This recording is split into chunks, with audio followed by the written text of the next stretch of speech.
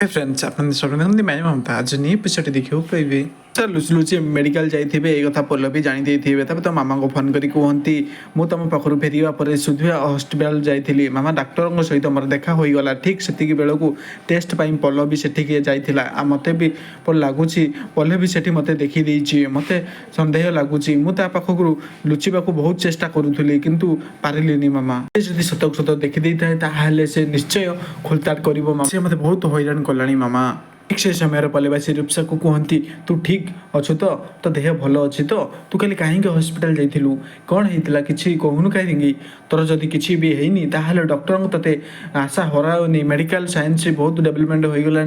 अनेक बाट अच्छी ये सब कहीं कहते जदि तोर किसी भी होती तू घर लोक आगे लुचौचु कहीं जदि हॉस्पिटल किसी कम नाला तू से जाइलु कहीं